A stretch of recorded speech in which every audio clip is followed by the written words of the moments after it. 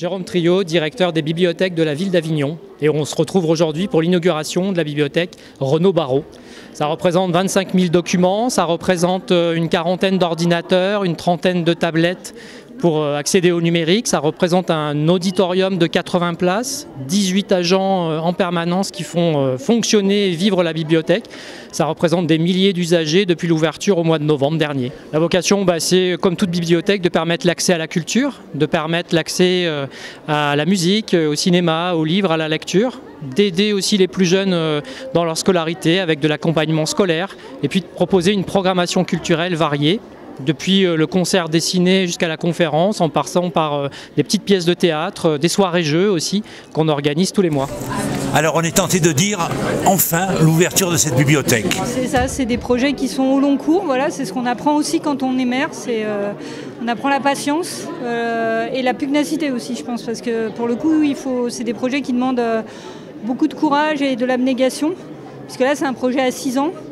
En plus, on a eu quelques difficultés sur le chantier qui a correspondu aussi à la période de crise sanitaire qui n'était pas forcément des plus simples. Mais aujourd'hui, cette bibliothèque, elle a ouvert ses portes depuis le 9 novembre dernier. Là, on est sur l'inauguration officielle.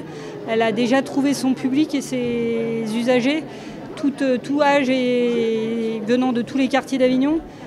Et pour un maire, c'est le meilleur des signes, en fait, c'est que tout le monde s'approprie ce lieu et l'apprécie. Que souhaitez-vous que l'on retienne de l'inauguration de cette nouvelle bibliothèque ?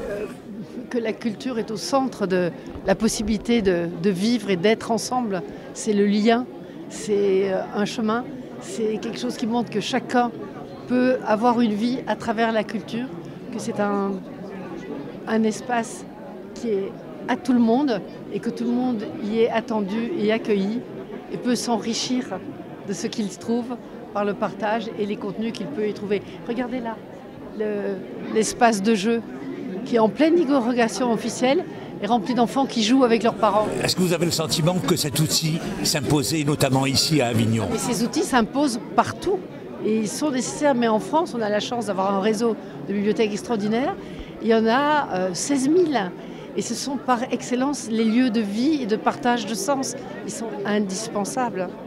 Alors cet outil de culture arrive, je serais tenté de dire un petit peu à point nommé, puisque 2025 est une année importante pour Avignon. C'est ça, on a voulu créer une année d'exception culturelle pour fêter en fait le 25e anniversaire d'Avignon, capitale européenne de la culture. C'était en 2000. Donc on est 25 ans plus tard et on avait envie de repartir dans une aventure collective qui démarre ce week-end des 11 et 12 janvier et qui va être rythmée sur toute l'année 2025 par plein de belles initiatives. La culture ne s'acquiert pas, elle se conquiert, disait André Malraux. À portée de main, je me saisis d'Avignon, terre de culture 2025, pour jouer ma partition. Je dessine, je sculpte, je danse, je chante, je peins, je graffe, je lis, j'écris. Je suis acteur de ma ville, je prends mon destin en main, au cœur d'une ville qui rayonne.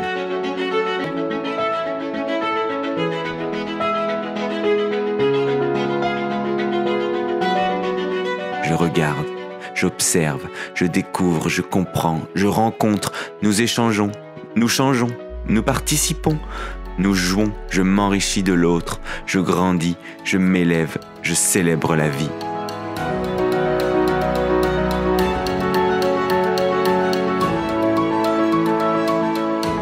La culture me rend libre, elle m'émancipe, elle me nourrit, elle m'éclaire, elle ouvre les portes de tous les possibles. La culture me rend maître de mes choix, acteur de ma vie. Elle me fait citoyen du monde.